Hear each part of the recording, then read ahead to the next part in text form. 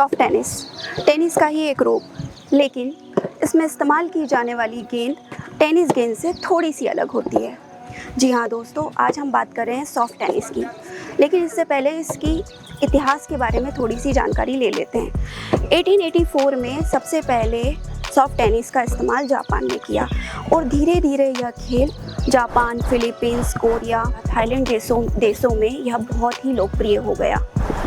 1955 में international soft tennis federation की स्थापना होती है और इसी के साथ सॉफ्ट टेनिस को एक वैश्विक मंच मिलता है। लेकिन बात यही ख़त्म नहीं होती। इसी के साथ 1994 में एशियाई खेलों में सबसे पहले सॉफ्ट टेनिस को शामिल किया जाता है।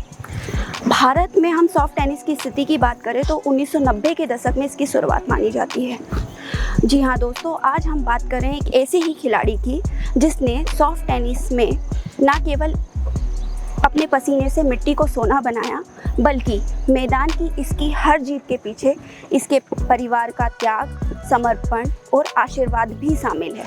एक ऐसी खिलाड़ी जो ना झुकती है ना रुकती है, केवल अपनी जीत से मैदान में अपनी पहचान करती है। जी हाँ दोस्तों, मध्य प्रदेश की एकमात्र महिला खिलाड़ी, सबसे कम उम्र की सॉफ्ट टेनिस खिलाड़ी, एक ऐसी खिलाड़ी जिसने ना केवल वैश्विक मंच पर भारत का तिरंगा लहराया, बल्कि एशियाई खेलों में भी अच्छा प्रदर्शन किया। साथ ही इसने राष्ट्रीय स्तर पर स्वर्ण पदक और साथ ही सबसे कम उम्र में एकलव्य अवार्ड और उसके साथ विक्रम अवार्ड, जो मध्य प्रदेश का सर्वोच्च खेल रत्न अवार्ड है, यह भी प्राप्त किया। जी हाँ दोस्तों, बात केवल यहाँ रुकती नहीं है। यह मुंबई में इनकम टैक्स डिपार्टमेंट में पहले से ही सेवाएं दे रही है। इसी के साथ खेल के लिए वही जुनून, वही प्रतिबद्धता दिखाई देती है।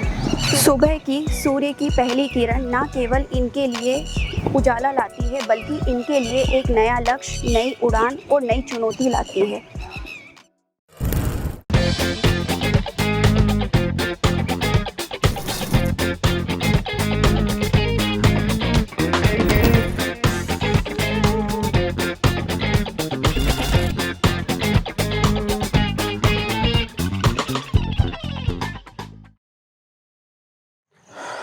नमस्कार सर। नमस्कार सर, आप आद्या के पिताजी भी हैं और एक पिताजी के तौर पर आपको आद्या पे कितना गर्व है? मैं बड़ा खुशकिस्मत हूँ कि मैंने बचपन से आद्या को जो क्षेत्र चुना था, उसके लिए जो स्पोर्ट्स का क्षेत्र चुना था, उसमें उसने अपने समर्पण से, डेडिकेशन से, लगन से और बहुत मेहनत से एक मुकाम भारत ही नहीं बल्कि विश्व के पटल पर एक हासिल किया है। और उसका जो ओवरऑल परफॉर्मेंस है, मैं बहुत खुश हूँ और मैं अपने आप को गौरवान्वित पिता मानता हूँ, जिसकी बेटी बहुत अच्छा कर रही है और समाज में अपना एक स्थान उसने खुद ने बनाया है। आज मैं अपने नाम से नहीं, आद्या के पापा के नाम से जाना जाता हूँ, जो मेरे लिए भी प्रसन्नता का विषय है। आपने आद्या को आप आद्या के कोच भी रहे हैं, आप शिक्षक भी रहे हैं, तो एक शिक्षक के तौर पर या कोच के तौर पर आप आद्या को किस मुकाम पे देखना चाहते हैं? अगर मैं दिल से बोलूँ तो मैं तो क्रिकेटर था। आद्या को कोचिंग देने वाली जो बात है, मैंने आद्या के लिए एक माहौल तैयार किया। क्योंकि होशंगाबाद छोटा था, कोई प्लेयर नहीं था, इसलिए मजबूरी मुझे खेलना पड़ा। लेकिन अगर मैं कोच की बात करूं तो श्री सुदेश सांगते सर, श्री गौरव कदम सर, विकास पांडे सर और विवेक पांडे सर, इनका ही बहुत योगदान है कि आद्या को उन्होंने जो खेल की बारीकियां सिखाई, बस मैं वो बारीकियां सीख कर आद्या को उसकी प्रैक्टिस लगातार जब भी होशंगाबाद में रहती है मैं करवाता हूँ। और मैं इस जगह थैंक यू बोलना चाहूँगा सॉफ्ट टेनिस की जो ऑल इंडिया फेडरेशन है, तो उसके अनिकेत खरोदरा सर को, हर्षांक खरोदरा सर को, हसमुख सर को, जिन्होंने आद्या के ऊपर विश्वास करके 13 साल की आयु में उसको वर्ल्ड चैम्पियनशिप में वुमेन्स इंडिया टीम से चुना। क्योंकि आप पिता भी हैं और कहीं ना कहीं हमारी सोसाइटी में एक माहौल है कि लड़के को आगे बढ़ाया जाता है, बट आपने एक लड़की को आगे बढ़ाया और उस मुकाम पे पहुंचाया। बेशक आपकी भूमिका तो बहुत रही है, लेकिन इसके अलावा किसकी भूमिका रही है परिवार में? मैं ये मानता हूँ कि मेरे पिता स्वर्गीय श्री महेश्वर तिवारी जी ने ही आद्या जब पैदा हुई थी तो उसकी तय कर दिया था कि इसको टेनिस प्लेयर बनना है।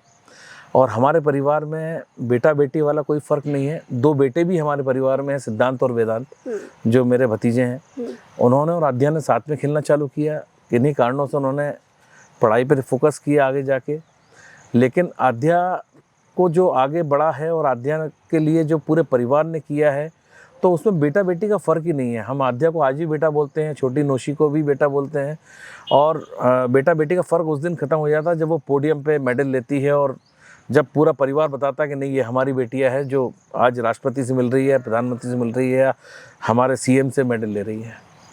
काश हर पिता की और हर परिवार की सोच आपके जैसी हो। धन्यवाद। नमस्कार दोस्तों, आप सभी का स्वागत है हमारे चैनल वार्तालाप इंडिया में। दोस्तों, मैं आपकी वार्ताकार पूनम पालीवाल आप सभी का स्वागत करती हूँ। दोस्तों, आज हम आपकी मुलाकात एक ऐसे खिलाड़ी से कराने जा रहे हैं जिसने नर्मदापुरम की शांत गलियों से निकलकर वैश्विक मंच पर भारत का तिरंगा लहराया। जी हाँ दोस्तों, हम बात कर रहे हैं सॉफ्ट टेनिस खिलाड़ी आध्या तिवारी की। नमस्कार आध्या। नमस्कार आध्या, आप सबसे पहले हमारे श्रोताओं को ये बताइए कि आपने सॉफ्ट टेनिस कब और कैसे शुरू किया। मैं ये सबको बताना चाहती हूँ कि मेरी सॉफ्ट टेनिस की जर्नी जो है वो मैं जब पैदा नहीं हुई तब से ही डेस्टिनी क्रिएट हो गई थी कि जो भी घर में बच्चा होगा वो स्पोर्ट्स में ही जाएगा, क्योंकि मेरे पापा क्रिकेटर थे और उनका सपना था कहीं ना कहीं कि इंडिया की टी शर्ट पहननी है, इंडिया के लिए खेलना है, बट उस टाइम वो हो नहीं पाया। तो जब मैं हुई तो बेटी हुई थी तो पापा ने डिसाइड किया कि टेनिस खिलाना है, क्योंकि क्रिकेट में उस टाइम इतना लड़कियों के लिए स्कोप नहीं था। फिर उन्होंने मुझे टेनिस खिलाया और यहाँ सबसे बड़ी दिक्कत थी कि यहाँ टेनिस कोर्ट नहीं था, तो उन्होंने खुद बनाया, खुद कोचिंग ली, फिर मुझे सिखाया। तो ऐसे टेनिस का करियर स्टार्ट हुआ और अब मैं लगातार टेनिस खेल रही हूँ। मुझे पता नहीं कि इस गेम से कब मैंने स्टार्ट किया, कब क्या हुआ, क्योंकि अपने आप प्यार हो गया इस गेम से और मैं खेलती गई और अच्छा करती रही। तो खेलों में आपकी रुचि बचपन से थी या फिर ये धीरे धीरे विकसित हुई? मैंने बताया कि मतलब मुझे टाइम ही नहीं मिला। जब मैं हुई तो 3 साल की थी मैं, तब मुझे पापा लगातार टेनिस कोर्ट ले जाने लगे मुझे और खिलाने लगे। तो कब ये विकसित हुई, कब हुआ, मुझे कुछ याद नहीं है। जब तक मैं बड़ी हुई तब तक मुझे ऑलरेडी इस गेम से प्यार हो चुका था और मैं काफ़ी अच्छा परफॉर्म करने लगी थी। 8 साल की उम्र में मैं एमपी की टीम में आ गई थी और 10 इयर्स में मैं एमपी की चैम्पियन थी। उसके बाद स्टार्ट होता गया। मैं 13 इयर्स में मैंने वर्ल्ड चैम्पियनशिप खेली है दिल्ली में जो हुई थी, और उस टाइम मेरे लिए बहुत बड़ी बात थी। 13 साल की उम्र में world championship senior India team से खेलना, वो काफ़ी बड़ी बात थी। तो ऐसे ही जर्नी स्टार्ट हुई। अच्छा, तो आप मुझे ये बताइए कि सॉफ्ट टेनिस ही क्यों? क्योंकि अगर देखा जाए तो क्रिकेट, फुटबॉल या बैडमिंटन की लोकप्रियता भारत में ज़्यादा है, तो सॉफ्ट टेनिस ही क्यों? सॉफ्ट टेनिस इसलिए क्योंकि पहले मैं टेनिस खेलती थी, लॉन टेनिस, और मैंने उसमें भी एशिया में 6 सीड थी मैं, काफ़ी अच्छा चल रहा था गेम। बट सॉफ्ट टेनिस हमने शिफ्ट किया 2015 में और उसमें काफ़ी अच्छे रिजल्ट्स आने लगे। उसके बाद इस गेम से ऑलरेडी हम खेल रहे थे, हमें बैक ऑफ करने का टाइम नहीं था। और मैं इस बात से सहमत नहीं हूँ कि सॉफ्ट टेनिस लोकप्रिय नहीं है। हाँ, ये इंडिया में लोकप्रिय नहीं है, हाँ। पर ये जापान, कोरिया, चाइनीज़ ताइपे में इतना लोकप्रिय है जितना हमारे यहाँ क्रिकेट है, बैडमिंटन है, उतना ही उससे ज़्यादा वहाँ पे लोकप्रिय है। हम वहाँ जाते हैं तो उनकी ऑडियंस अलग होती है। हमारे यहाँ अभी लॉन टेनिस बहुत अच्छा चल रहा है, सॉफ्ट टेनिस बहुत अच्छा चल रहा है। अब काफ़ी प्लेयर्स आ रहे हैं यहाँ पे, अब ये गेम डेवलप हो रहा है। बट वहाँ ये ऑलरेडी डेवलप्ड है और ये एशिया का बहुत स्ट्रॉन्ग गेम चल रहा है अभी। बिल्कुल, मैं आपकी बात से एग्री हूँ, क्योंकि जापान से ही सॉफ्ट टेनिस की स्टार्टिंग होती है। जी। सॉफ्ट टेनिस जब आप खेलते हो तो आपकी रोज़ की दिनचर्या क्या होती है? इसका अभ्यास आप कैसे करते हो? सॉफ्ट टेनिस सुबह हम 5 बजे उठते हैं, उसके बाद तैयार होके 6 बजे ऑन कोर्ट जाना होता है। 6 से 8 फिटनेस होती है 2 घंटे की। उसके बाद हाफ एन आवर का रेस्ट लेके, डाइट लेके, उसके बाद 9 से 12 टेनिस कंटिन्यू खेलते हैं हम। फिर 12 बजे रेस्ट लेके घर पे 2 बजे तक, 2 बजे से 4 बजे तक रेस्ट लेके, उसके बाद 4 से 6 फिर जिम का सेशन होता है और 6 से फिर 9 रात के 9 बजे तक फिर टेनिस का होता है। फिर रात में रिकवरी। तो दिन भर हमारा यही होता है, शेड्यूल दिन भर चलते रहता है। दिन भर चलता है। अच्छा, डाइट कुछ स्पेशल डाइट या फिर नॉर्मल? डाइट भी प्रोटीन, कार्ब्स सब रहते हैं एडेड, और डाइट चार्ट जो फॉलो है वही करना होता है, क्योंकि ऐसे ऑयली और टूर्नामेंट्स से हाँ, पहले नहीं खा सकते। नहीं खा सकते। मैं मीठा नहीं खाती, बहुत सारे सेक्रीफाइस होता है जो नहीं खा पाते, बट डाइट पूरी फॉलो होती है और उसके हिसाब से ही करना होता है सब। अच्छा, आप मुझे ये बताइए, क्योंकि आपकी एजुकेशन भी साथ में चल रही है, जी। तो एजुकेशन यानी अपनी पढ़ाई और साथ में खेल, ये दोनों को संतुलन करना आपके लिए चुनौतीपूर्ण नहीं है? ये बहुत ज़्यादा स्ट्रगल रहा मेरे इसमें, क्योंकि मैं शुरुआत में होशंगाबाद में सर्वाइट कॉन्वेंट स्कूल में थी और वो काफ़ी अच्छा स्कूल था। मैं 8th तक मैंने कंटिन्यू किया उस स्कूल में, बट 8th तक भी मेरा बहुत ऑन एंड ऑफ होता था, क्योंकि टूर्नामेंट्स में जाती थी, सब होता था। उसके बाद 9th में जब आई तो अटेंडेंस का इशू आया कि आपको अटेंडेंस में करना है और 50% अटेंडेंस तो चाहिए, बट मेरा साल भर में मैं 2 या 3 दिन स्कूल जा पाती थी हार्डली। तो सर्वाइट से पापा ने मुझे निकाल के स्कूल से मुझे ग्वालियर शिफ्ट कर दिया, क्योंकि अच्छा। मैं ग्वालियर उस टाइम ट्रेनिंग कर रही थी। और ग्वालियर शिफ्ट करने के बाद मैंने 9th डमी की और 10th में मैं वापस होशंगाबाद आई। 10th में बताना चाहूँगी कि मेरा एशियन गेम्स था, तो मैं साल भर नहीं पढ़ पाई थी। मैं 8 महीने कैंप में थी, इंडिया कैंप में थी, और 10th का 1 महीना बचा हुआ था। उसके बाद मैंने 1 महीना टेनिस को हटाकर सिर्फ 1 महीना पढ़ाई की है और 10th में 85% अरे रिजल्ट वाह। आया है। उसके बाद 11th में वापस मेरा इंडिया कैंप था, तो मैं 11th के एग्ज़ाम्स नहीं दे पाई थी। मेरे स्कूल ने मुझे बहुत सपोर्ट किया है हमेशा, पाडिनी ज्ञानपीठ से किया मैंने। और 11th में मैं एग्ज़ाम नहीं दे पाई, उन्होंने मुझे प्रमोट किया, बट उनने मुझे PCM दिलाया। PCM उन्होंने मुझे बोला PCM करना है, तो I was like okay PCM करेंगे। बट 12th में जब आई तो साल भर वही रूटीन था कि इंडिया कैंप चल रहे हैं, पढ़ नहीं पाई। 2 महीने पहले घर आई तो पता चला कि अब 2 महीने बाद बोर्ड्स हैं और ये सिलेबस है। तो ये हुआ कि मेरे क्लास में जब जाती थी मैं, तो सब चिढ़ाते थे कि आद्या तुम तो फेल हो, तुम्हें फिजिक्स का ये नहीं आता, तुम्हें मैथ्स नहीं आता, कुछ नहीं। तो आई वाज लाइक कि मैं करूँगी ये। और फिर मैंने टेनिस का 1.5 महीना टूर्नामेंट था मेरा, बट मैंने मैनेज करके 1.5 महीना मैंने पढ़ाई की। सुबह 4 बजे से मैं 18 घंटे पढ़ती थी और PCM में मेरे 79% आया और 12th में, और वो काफ़ी अच्छा रिजल्ट था। उसके 1 दिन बाद, बोर्ड्स के 1 दिन बाद मेरा टूर्नामेंट भी था, तो मैं 3 घंटा प्रैक्टिस करती थी और दिन भर पढ़ती थी। तो बहुत स्ट्रगल रहा, बट मैं कर पाती थी उसको मैनेज। मतलब वो कहना सही होगा कि जहाँ चाह है वहाँ राह है। अच्छा, आपकी इतनी उपलब्धियाँ हैं, तो ऐसी कौन सी उपलब्धि है और ऐसी पहली जीत जो आपको हमेशा याद रहेगी? पहली जीत जब मैं 9 साल की थी तो MP रैंकिंग थी गुना में, तो मेरी ट्रॉफ़ीज़ नहीं आ रही थी। मैं जीतती थी बट मैं फाइनल्स में हार जाती थी, तो ट्रॉफ़ी जो बड़ी वाली ट्रॉफ़ी होती है वो मुझे चाहिए थी। और 9 साल की थी, पापा ने बोला था कि आएगी बेटा, वेट कर। बट गुना में मैं फाइनली जीती, तो वो मेरा फर्स्ट टाइम था जब मैं मेडल ट्रॉफ़ी जीती।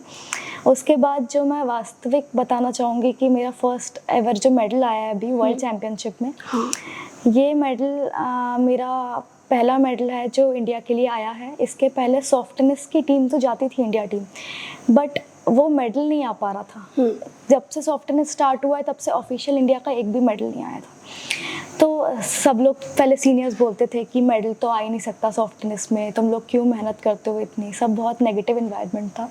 बट हमने सोचा कि नहीं, हमें मेडल तो लाना है, जब तक हम नहीं आएगा मेडल हम कंटिन्यू करेंगे। और वर्ल्ड चैम्पियनशिप गए हम।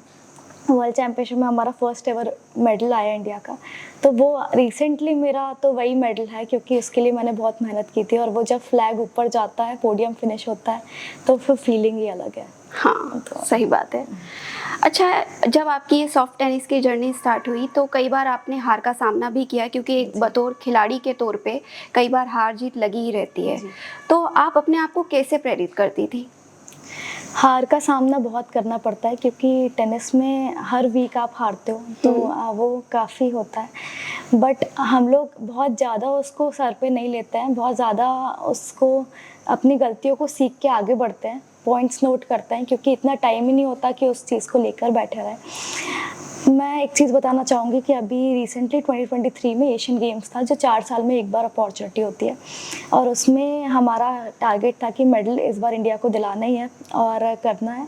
उस चीज़ का प्रेशर भी था कि मेडल लाना है, बट लास्ट में समहाउ 2 पॉइंट से हम चाइना से हार गए थे और वो मेडल हाथ से चला गया। वो सबसे बड़ी हार थी मेरे जीवन की, कि मुझे वो अपॉर्चुनिटी पता नहीं मिलेगी या नहीं मिलेगी अब, बट वो अपॉर्चुनिटी मिस हुई।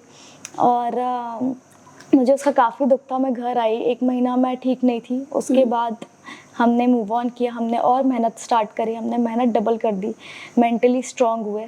और उसके बाद ठीक 6 महीने बाद ये वर्ल्ड चैम्पियनशिप थी और उसी चाइना को हमने उस वर्ल्ड चैम्पियनशिप में हराया। तो अपनी गलतियों को सीख के नेक्स्ट टूर्नामेंट में वर्ल्ड चैम्पियनशिप में मेडल आया। तो वो मेरा ये है कि हार जाओ बट उसके सीखना इम्पोर्टेंट है। सीखना इम्पोर्टेंट है। अंतर्राष्ट्रीय मैच जब आप जाते हो तो आपको क्या क्या चुनौतियों का सामना करना पड़ता है? बहुत सारे स्ट्रगल्स रहते हैं कि जैसे? सबसे पहले तो ये था कि मैं छोटे शहर से हूँ, तो यहाँ टेनिस कोर्ट नहीं होता था। हाँ। टेनिस कोर्ट नहीं होता था और यहाँ प्लेयर्स नहीं है, कोचेस नहीं थे। तो पापा ने मुझे शिफ्ट किया, पहले ग्वालियर शिफ्ट किया, मैं वहाँ ग्वालियर खेली।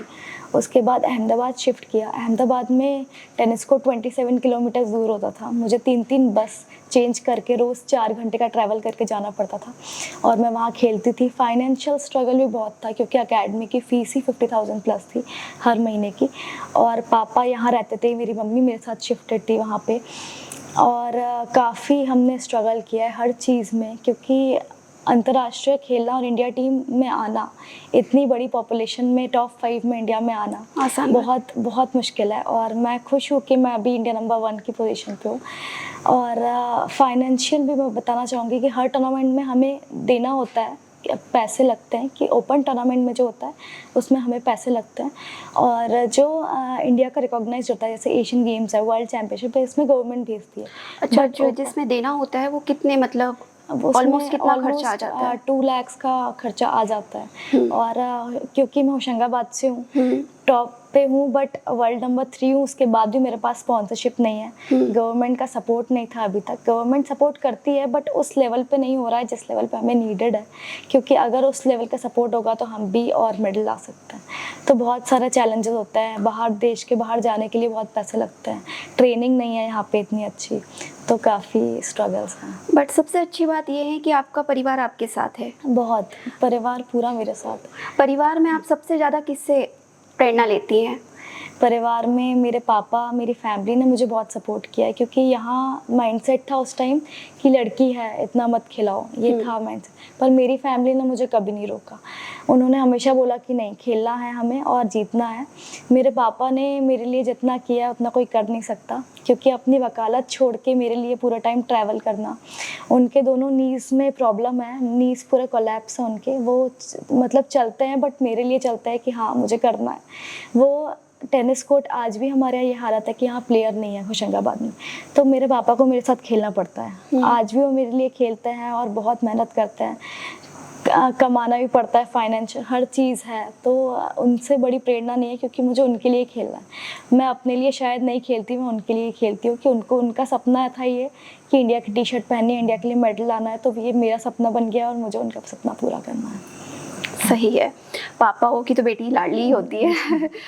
अच्छा, मुझे एक बात बताइए कि जब आपने ये सब स्टार्ट किया तो सामाजिक प्रेशर आप पे रहा? फैमिली पे तो रहा ही होगा। जी, सोसाइटी का उस टाइम माइंडसेट ये था कि खेल में कुछ है नहीं, खेल में सिक्योरिटी नहीं है, जॉब सिक्योरिटी नहीं है, और खेल के क्या हो जाएगा, ये लोग अपना पैसा बर्बाद कर रहे हैं, कुछ नहीं होगा। और उनको उस टाइम लगता था कि ये सिर्फ शौक के लिए अपना पैसा बर्बाद कर रहे हैं, यहाँ जा रहे हैं। पापा ने वकालत छोड़ी तो लोगों ने बहुत सवाल उठाया कि बेटी के लिए इतना कर रहे हो। उसके बाद बहुत सारी चीज़ें थी। और फैमिली से ये था कि मेरी फैमिली नहीं बट और रिलेटिव्स का ये था कि जॉब कैसे लगेगी, आगे क्या करेगी, टेनिस में कुछ नहीं हुआ, जीती नहीं तो क्या करेगी। बट आज मेरी इनकम टैक्स डिपार्टमेंट मुंबई में जॉब है और मुझे डायरेक्ट अपॉइंटमेंट आया वो। तो आज ही वो सोसाइटी चेंज हो गई है और वो ही अपने बच्चों को अब खिला रहे हैं स्पोर्ट्स। तो अब काफ़ी चेंज हो गया है। मतलब आप एक प्रेरणा के रूप में लोगों के सामने हो कि लड़कियों के लिए करो, लड़कियों को आगे बढ़ाओ। जी, अच्छा, एक और चीज़ कि जब आप कोच की बात करते हैं तो कोच आपके पापा ही है या फिर? पहले कोच तो मेरे पापा ही थे। हाँ। और उसके बाद मैं नाम लेना चाहूँगी मिस्टर सुदेश सांगते सर का और गौरव कदम सर का, जिन्होंने मेरी सॉफ्ट टेनिस की जर्नी पूरी शेप की है। उन्होंने आज मैं जहाँ हूँ वो उनकी वजह से हूँ। सर लोगों ने मुझे बहुत सपोर्ट किया है, मेरी इंडियन फेडरेशन ने मुझे बहुत सपोर्ट किया है। अनिकेत खरोद्रा सर, हसमुख सर और हर्षांग सर, इन लोगों ने मुझे बहुत सपोर्ट किया है। वर्ल्ड चैम्पियनशिप में मेरे पापा नहीं गए थे, बट पापा की कमी उन्होंने महसूस नहीं होने दी, सर पूरे टाइम थे। और एक चीज़ और बताना चाहूँगी कि मेरी टेनिस की जर्नी जब स्टार्ट हुई थी तब मैं ग्वालियर शिफ्ट हुई थी, और उस टाइम विकास सर और विवेक पांडे सर ने मुझे बहुत मदद की है, मुझे बहुत खिलाया है, और मैं जो भी आज हूँ वो उनकी वजह से हूँ, क्योंकि शुरुआत में उन्होंने ट्रेनिंग दिया, तो मैं उनको क्रेडिट देना चाहती हूँ। उन्होंने मुझे हर चीज़ सिखाई, टेक्निक्स, फिटनेस, उन्होंने काफ़ी इम्प्रूवमेंट किया। उससे ये बेनिफिट हुआ और ये हुआ कि मैं इंडिया में काफ़ी अच्छा परफॉर्म करने लगी थी टेनिस में। मैं एशिया के 6 सीड तक मैंने खेला और 24 नेशनल टाइटल्स थे मेरे पास टेनिस में। पर लाइफ में एक टर्निंग पॉइंट आया जब मैं सुदेश सांगते सर से मिली। उन्होंने मुझे बोला कि सॉफ्ट टेनिस भी ट्राई करो, और मैंने फिर सॉफ्ट टेनिस ट्राई किया और मेरे काफ़ी अच्छे रिजल्ट्स आए। साथ ही में गौरव कदम सर ने मुझे सॉफ्ट टेनिस में काफ़ी बारीकियाँ सिखाई। इसके साथ साथ इंडियन फेडरेशन जो है, हसमुख सर, अनिकेत खरोद्रा सर और हर्षांग खरोद्रा सर ने मुझे काफ़ी सपोर्ट किया है।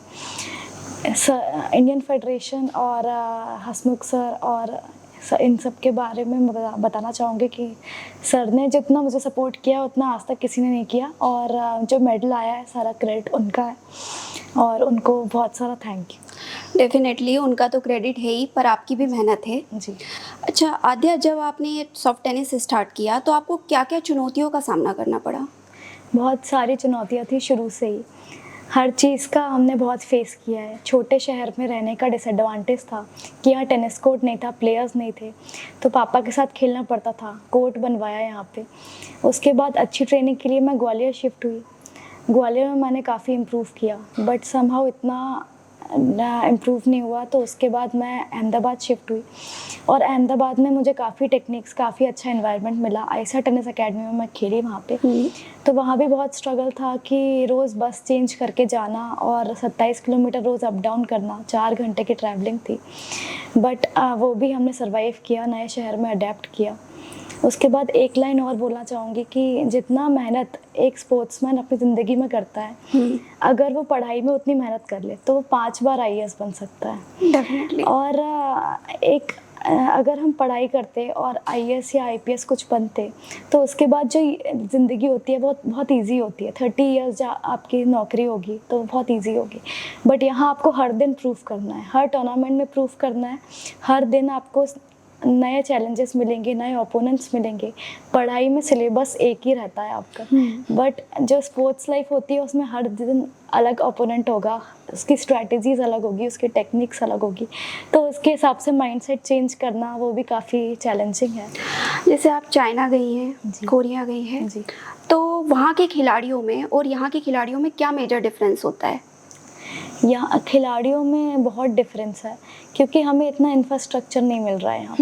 जितना कोरिया और जापान का ये गेम है, उनके पास जो टेक्निक्स हैं, जो टेक्नोलॉजी है, वो हमसे बहुत आगे है। उनके कोचेस, उनका हर चीज़, मतलब उनका डेवलपमेंट ही अलग है। तो हमें बहुत सारी चीज़ें फेस करनी पड़ती है, क्योंकि यहाँ का लेवल तो हम अब क्रॉस कर चुके हैं, और इंडिया में अब बहुत अच्छा लेवल आ चुका है सॉफ्ट टेनिस का, बट कोरिया तक अभी लेवल नहीं आया है। तो हमें यही है कि हम ट्रेनिंग करते हैं, टूर्नामेंट के पहले 2 महीने ट्रेनिंग करते हैं वहाँ पे, उसके बाद रिजल्ट्स आ रहे हैं। अगर हमें 1 साल के लिए वहाँ भेज दी जाए गवर्नमेंट के लिए तो वो अलग ही बात होगी, पर डिफरेंस तो बहुत है अभी। अच्छा, जब आप अंतर्राष्ट्रीय मैच के लिए जाती हैं तो वो सारा खर्चा गवर्नमेंट ही उठाती है या फिर? एशियन गेम्स हम जाते हैं जो 4 साल में एक बार होता है, हाँ। उसमें पूरा खर्चा गवर्नमेंट उठाती और है। बाकी? वर्ल्ड चैम्पियनशिप में खर्चा गवर्नमेंट उठाती है, बट जो ओपन टूर्नामेंट्स जाने होते हैं, क्योंकि वो प्रैक्टिस के लिए बहुत मेन है, क्योंकि ये टूर्नामेंट्स तो 4-4 साल में एक बार हमें मिलता है, पर उसकी हर साल प्रिपरेशन के लिए टूर्नामेंट्स खेलने पड़ते हैं। जैसे कोरिया कप है, पोलैंड है, तो जैसे वर्ल्ड चैम्पियनशिप आप मेडल लाते हैं तो सरकार काफ़ी अच्छा पैसा देती है, बट ये मेरा बैड लक है शायद कि 10 मंथ्स हो चुके हैं और मुझे अभी तक 1 रुपये नहीं मिला है। और अगर खिलाड़ी को किसी 1 महीने में रिजल्ट्स मतलब पैसे मिल जाए या स्पॉन्सर मिल जाए तो वो काफ़ी अपनी मेंटली हर चीज़ में काफ़ी जल्दी प्रोग्रेस कर सकता है कि उनको परेशानी नहीं आएगी टूर्नामेंट्स आगे खेलने में। पर जैसे मैं स्ट्रगल कर रही हूँ कि मेरा जल्दी से अमाउंट आए तो मैं टूर्नामेंट्स जाऊँ। इस साल ही जो लास्ट ईयर कोरिया कप होता है उसमें मेरा इंडिया का पहला मेडल मैंने ही जीता था, और इस साल जो टूर्नामेंट है उसमें मेरी सीट भी थी वहाँ पे, बट मैं फाइनेंशियल स्टेज के कारण जा नहीं पाई इस साल कोरिया कप, और पोलैंड भी नहीं जा पा रही हूँ। तो वो काफ़ी स्ट्रगल है कि जो पैसा हमारे हक का है वो अभी तक वो हमें नहीं मिला मिला। नहीं है। अंतर्राष्ट्रीय मैच जब आप खेलने जाती हो तो आपके मन में क्या चलता है, मतलब दूसरा देश, दूसरी भूमि, तो क्या चलता है मन में? सिर्फ एक ही चीज़ चलती है कि देश को मेडल दिलाना है, और इसके आगे कुछ नहीं चलता कि अपनी फैमिली के एक्सपेक्टेशंस पूरी करनी है। उनने बहुत मेहनत की है और देश का झंडा ऐसे ऊपर जाते हुए पोडियम फिनिश करते हुए देखना है। इसके साथ साथ जब मैच खेलते हैं तब दिमाग में कुछ नहीं होता है, क्योंकि अगर उस टाइम दिमाग में आएगा कुछ तो अलग ही प्रेशर फील होगा। तो सब समझा के भेजता है कि मैच में ब्लैंक रहना है, मैच में अपना परफॉर्म करना, रिजल्ट्स के बारे में नहीं सोचना है। तो मैच में तो हम जो गेम है हमारा वही देते हैं पूरा। प्रेशर बहुत रहता है, प्रेशर हर चीज़ का रहता है, परफॉर्मेंस प्रेशर, एक्सपेक्टेशंस का, बट समहाउ वो मैनेज करना ही एक प्लेयर का वो रहता है, तो उसके लिए हम पूरी मेहनत करते तो हैं। वही आप वो कैसे प्रेशर कैसे हैंडल करती हैं? प्रेशर इनिशियली एशियन गेम्स का बताऊंगी मैं। एशियन गेम्स में सबसे बड़ी गलती थी मेरी कि मैंने प्रेशर लिया था कि मुझे देश को मेडल दिलाना है। हर चीज़ का प्रेशर था कि ये 4 साल में एक बार अपॉर्चुनिटी, अगले साल मिले, अगली बार मिले या नहीं मिले। तो वो प्रेशर था मेरे ऊपर, और वो चाइना से मैच से था, मैं कहीं ना कहीं मेरा गेम नहीं खेल पाई, तो वो मेडल मैंने लूज़ किया। But in the same time जब वर्ल्ड चैम्पियनशिप था तब मैंने वो प्रेशर रिलीज़ करके कि हाँ जो भी होगा वो देखा जाएगा, हमें अभी इस पर फोकस करना है और बाद में जो रिज़ल्ट आएगा वो हम बाद में देखेंगे। हमने मैच पे पूरा फोकस किया, हमने पूरी इंटेंसिटी उसमें डाली, हमने एक्सपेक्टेशंस रिजल्ट्स की नहीं सोची, तो वो आज मेडल हमारे पास है। Definitely. तो उससे काफ़ी सीख ली है कि एशियन गेम्स में प्रेशर जो आया उसको अब नहीं करना है, और नेक्स्ट जो अगले साल एशियन गेम्स है उसमें मेडल कन्वर्ट करना है। अच्छा, आपने एशियन खेला है, वर्ल्ड चैंपियन ट्रॉफी खेली है, आपका ओलंपिक के बारे में क्या विचार है?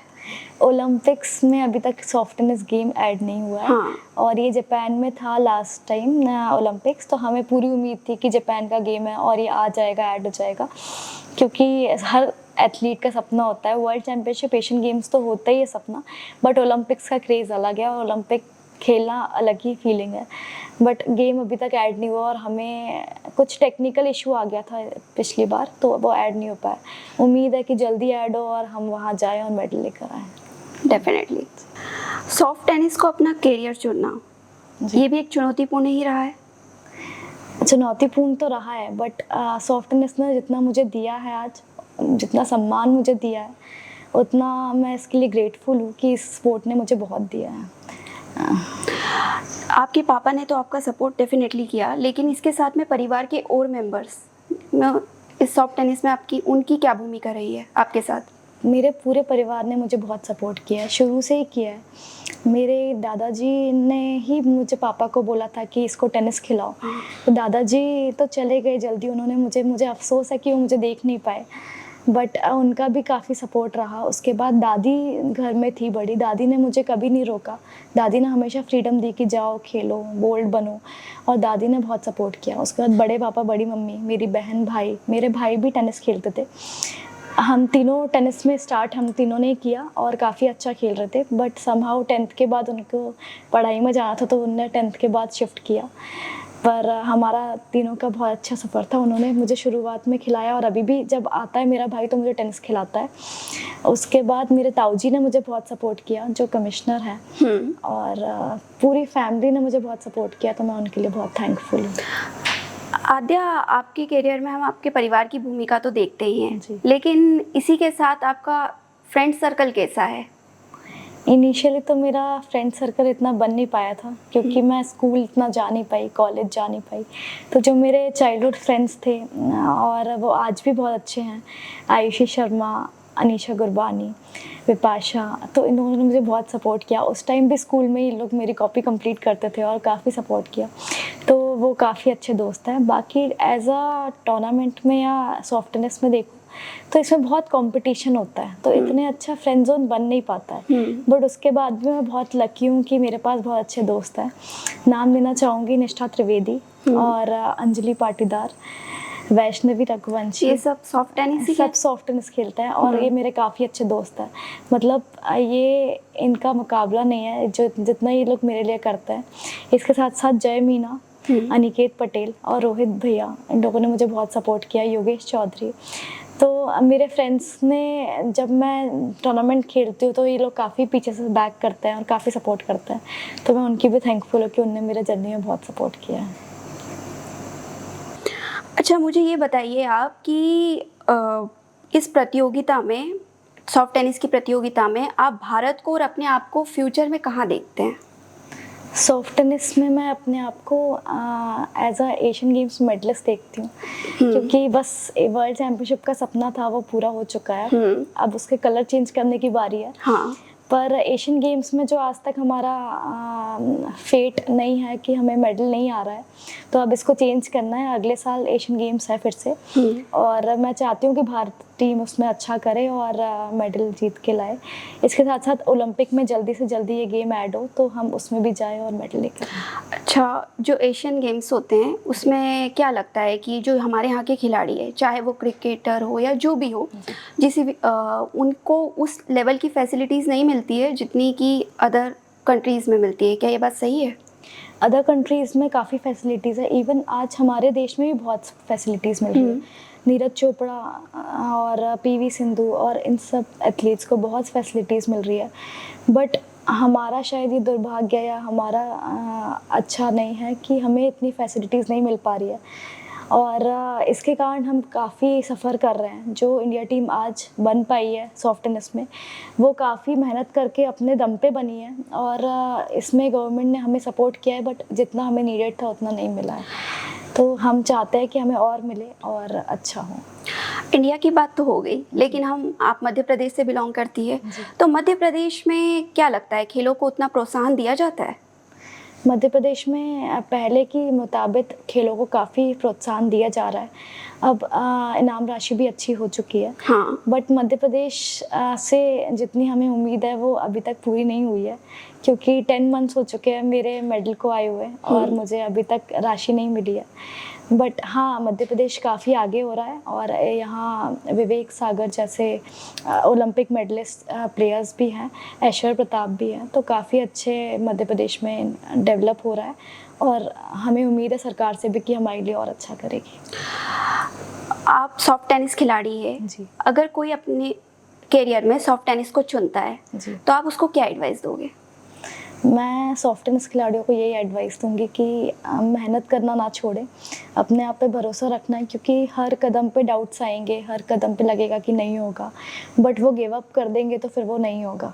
गिव अप नहीं करना है, कंसिस्टेंट रहना है, और अपने आप पे भरोसा करना है कि ये हो सकता है। तो मैं यही एडवाइस दूंगी कि सॉफ्ट टेनिस बहुत अच्छा गेम है, और सॉफ्ट टेनिस में अब टेनिस प्लेयर्स भी काफ़ी कन्वर्ट हो रहे हैं। पहले टेनिस प्लेयर्स नहीं खेलते थे, बट अब देखा जाए तो सॉफ्ट टेनिस में टेनिस प्लेयर्स ज़्यादा हो गए हैं, और इसका जो लेवल है वो बहुत ऊपर आ चुका है। इंडिया अब ऐसा इंडिया नहीं है, इंडिया अब चाइना को हरा रहा है, इंडिया फिलीपींस को हरा रहा है, थाईलैंड को हरा रहा है, कोरिया को जल्दी हराएगा, तो अब काफ़ी इम्प्रूवमेंट आ गया है। अच्छा, आप आजकल के युवा खिलाड़ियों को ऐसा कौन सा गुण बताएंगे कि यह खिलाड़ियों में होना ही चाहिए? खिलाड़ियों में सेल्फ बिलीव होना चाहिए, कंसिस्टेंट होना चाहिए, और एक वो होना चाहिए कि हमें मेहनत नहीं छोड़नी है। उनमें एक मतलब मैं बोलना चाहूँगी कि जो खिलाड़ी होते हैं उनको काफ़ी स्ट्रगल्स करने पड़ते हैं, बट वो हिम्मत हार जाएगा तो फिर वो नहीं कर पाएगा। उसको लड़ना है, उसको जीतना है, उसको देश के लिए मेडल लाना है। अच्छा, आप सॉफ्ट टेनिस के अलावा अपनी क्या हॉबी हैं, आप और क्या करती हैं? शुरुआत से तो मुझे टाइम ही नहीं मिला कि मैं कुछ करूं, क्योंकि मैंने कभी ऐसे गेम्स नहीं खेले छोटे में जो आजकल बच्चे खेलते हैं। मेरी बहन भी खेलती है, बट मैंने वो कभी इंजॉय नहीं किया, क्योंकि हमेशा मेरे को टेनिस में ही टाइम देती थी मैं। 8-8 घंटे प्रैक्टिस करनी होती थी, तो मुझे टेनिस से हटकर टाइम नहीं मिला।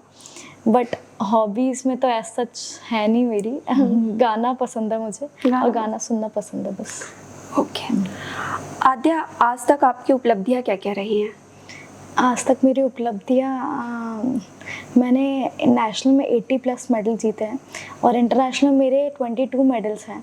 उसके बाद थाईलैंड में मैं बताना चाहूँगी कि मैं पहली हूँ जिसके 5 मेडल्स हैं एक साथ, और एशियन जूनियर में फिलीपींस में मेरा ब्रोंज मेडल है, और रिसेंटली अभी वर्ल्ड चैम्पियनशिप में मेडल आया है। तो और एकलव्य और विक्रम अवार्ड भी जो मध्य प्रदेश सरकार से मिलते हैं, ये भी मुझे 2018 और 2022 में मिल चुका है। अच्छा, आप मुझे ये बताइए कि जब आप अंतर्राष्ट्रीय मैच खेलती हो और जब आप जीतती हैं, जी। तो भारत के झंडे को शिखर पे देखते हुए आपको कैसा लगता है? अभी रिसेंटली वर्ल्ड चैम्पियनशिप में जो मेडल आया है मेरा, मैं उसके बारे में बताना चाहूँगी कि वो जो मोमेंट था वो बहुत अलग था हमारे लिए। हमने हमेशा ये सपना देखा था कि वो मेडल देश को दिलाना है, क्योंकि वो ऑफिशियली अभी तक मेडल देश में आया नहीं था। जब हमारा मैच चल रहा था, चाइना से ही मैच था हमारा, और हम लोग पूरा मोटिवेटेड थे कि जीतना है इस बार। 4-0 हम अब चल रहे थे उस मैच में, बट चाइना ने कुछ स्ट्रैटेजी करके टाइम आउट लिया। उसके बाद मैच थोड़ा चेंज हुआ और लास्ट में हम फाइनली जीते। और जब हम जीत के गिर गए, रो रहे थे हम, तो सामने देखा तो झंडा जब लहरा रहा था, और सबकी फीलिंग ही अलग है। पोडियम फिनिश हुआ, वो जब पोडियम पे मैं 8 सेकंड थी, तो वो 8 सेकंड में सारे 8 साल के स्ट्रगल्स याद आ रहे थे कि इतना स्ट्रगल किया बट वो फाइनली पे ऑफ हुआ। और उससे अच्छा फीलिंग नहीं थी। उस दिन ऐसा लग रहा था कि वर्ल्ड नंबर 3 हो गई फाइनली, और कुछ समझ ही नहीं आ रहा था ये क्या है। मैंने अपने पापा को वीडियो कॉल किया और उनको बताया, तो उस साइड से वो रो रहे थे, इस साइड से मैं रो रही थी। और नेक्स्ट डे जब मैं उठी तो पापा का टेक्स्ट आ रखा था कि हाय वर्ल्ड नंबर 3। तो वो मोमेंट ऐसा था मेरे लिए कि हाँ, सपना पूरा हो गया। मेरे घर वालों का सपना था, फेडरेशन का सपना था, कोचेस ने एक ही सपना देखा था, तो वो बहुत बड़ा सपना पूरा हुआ। हमारी शुभकामनाएं है कि वर्ल्ड नंबर 3 नहीं, आप वर्ल्ड नंबर 1 हो। Thank you. आद्या, जैसे आप अंतर्राष्ट्रीय मैच खेलती है, तो जो होस्ट कंट्री होती है, क्या वो अपने खिलाड़ियों के फेवर में काम करती हैं? ज़्यादा नहीं, बट ऐसा कई जगह हमने देखा है कि फेवर्स होते हैं। जैसे कि इसका एग्जांपल है एशियन गेम्स, चाइना में था और चाइना होस्ट था।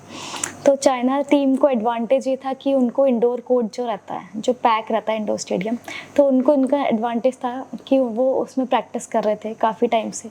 और हम लोग इंडिया में थे, हमें इंडोर कोर्ट्स नहीं है यहाँ पे, तो हमारी प्रैक्टिस नहीं हो पाई। चाइना ने हमें, जब हम टूर्नामेंट में थे तब एक बार भी हमें प्रैक्टिस कोर्ट वो प्रोवाइड नहीं किया जिससे हमारी प्रैक्टिस ना हो।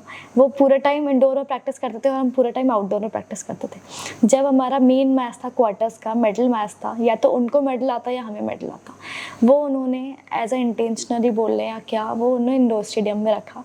और वो ऑलरेडी सारे मैचेस इंडोर में खेल चुके थे और हम ऑलरेडी आउटडोर में खेल रहे थे। उसके बाद जब हम मैच में गए तो पूरा सिनेरियो चेंज था, क्योंकि इंडोर में बॉलें फ्लाई करती हैं, हमें प्रैक्टिस नहीं थी, हमें उस एनवायरनमेंट की आदत नहीं थी, तो काफ़ी चेंजेस हुए। और जब हम खेलना स्टार्ट किया तो काफ़ी मिस हुई बॉल्स, काफ़ी प्रॉब्लम आई, और उसका रिज़ल्ट कहीं ना कहीं, मैं पूरा तो नहीं दूंगी, बट कहीं ना कहीं ये हुआ कि हम वो मैच में हार गए। और सबसे बड़ा जीवन का लॉस है तो कुछ एशियाड का मेडल जो है, तो कहीं ना कहीं कंट्रीज़ जो होती है वो फेवर में करती, खिलाड़ियों के फेवर में काम करती है। अच्छा, एक लड़की होने के नाते मेरा सवाल आपसे ये है कि जैसे हम गेम्स में देखते हैं लड़कियों को इतना प्रोत्साहन नहीं दिया जाता, जी। आपको क्या लगता है, क्योंकि आप ऑलरेडी उस फील्ड में हो, तो आपको क्या लगता है कि इसका मेन रीज़न क्या हो सकता है? पहले महिलाओं की स्थिति इतनी अच्छी नहीं थी खेलों में, क्योंकि इतना बढ़ावा नहीं मिलता था, घर से निकलने नहीं देते थे। पर आज की तारीख की मैं बात करूं तो महिलाओं की स्थिति बहुत बेटर है। आज लड़कियां ज़्यादा मेडल ला रही हैं लड़कों से, हर जगह में आगे हैं। और इसका एग्जांपल मैं खुद को ही मानती हूँ कि छोटे शहर से होने के बाद मैं आज वर्ल्ड नंबर 3 और इंडिया नंबर 1 बनी। और काफ़ी अच्छी पोजीशन है। पीवी सिंधु, मनु भाकर जो अभी मेडल आया, मैरी कॉम जैसी महिलाएं हैं और वो काफ़ी अच्छा कर रही हैं। आद्या, हमें एक बात पता चली है कि आपने अपने पिताजी को एक गिफ्ट दिया है, उसकी कहानी क्या है? अच्छा, उसकी कहानी ये है कि जब मैं पहले इंटरनेशनल टूर्नामेंट्स जाती थी और सब देखती थी कि हाँ इतनी अच्छी अच्छी चीज़ें हैं, मैं कुछ ले नहीं पा रही हूँ, क्योंकि उस समय फाइनेंशियल स्टेज इतनी अच्छी नहीं थी और मैं चाहकर भी अपनी फैमिली के लिए कुछ कर नहीं पाती थी। तो मेरा था कि जिस दिन मैं मेडल जीतूँगी उस दिन मैं कुछ गिफ्ट लेके जाऊँगी घर पे। और एक स्टोरी और है कि मेरे पापा मुझे पैसे देते हैं बट मैं एयरपोर्ट पे चेंज नहीं कराती हूँ करेंसी, क्योंकि वहाँ खर्चा नहीं होगा जिससे, तो करेंसी मैं वैसे के वैसे ही पापा को ला के दे दी थी। पर जब मेरा अभी रिसेंटली वर्ल्ड चैम्पियनशिप में जब मेरा मेडल आया और उसके एक दिन बाद हमारी फ़्लाइट थी कुछ, तो एयरपोर्ट पे मेरे पास इतनी करेंसी नहीं थी कि मैं कुछ ले पाऊँ, बट मेरे दिमाग में पता नहीं क्या स्ट्राइक हुआ है, कोरिया में फ़ोन्स बहुत अच्छे हैं। तो मैं सैमसंग स्टोर पे गई, 10 मिनट्स बचे थे फ़्लाइट्स को कुछ, और मैंने अपने फ्रेंड को बोला कि प्लीज़ मुझे फ़ोन लेना है ये। तो उसने मुझे कार्ड स्वाइप किया और मैंने पापा के लिए फ़ोन लिया था वो। तो पहली बार मैंने इतना महंगा गिफ्ट पापा को दिया और जब यहाँ आई तो दिया तो उनको लगा मैं मेडल दे रही हूँ। जब वो फ़ोन खुला तो उनको बहुत खुशी हुई और मेरे घर पे ये था कि पहली बार इतना महंगा फ़ोन लेके आई है, तो सब बहुत खुश थे और मुझे उस दिन बहुत अच्छा लगा कि मैं कुछ दे पाई उनको। धन्यवाद आद्या, जो आपने अपना इतना अमूल्य समय दिया। Thank you. हमारी शुभकामनाएं हैं कि आप वर्ल्ड की नंबर 1 खिलाड़ी बने। दोस्तों, ये थी आद्या तिवारी की कहानी, जिन्होंने अपने जुनून से खेल में एक मुकाम हासिल किया। अगर आपको हमारा ये वीडियो पसंद आता है तो लाइक करें, शेयर करें एंड हमारे चैनल को सब्सक्राइब करें।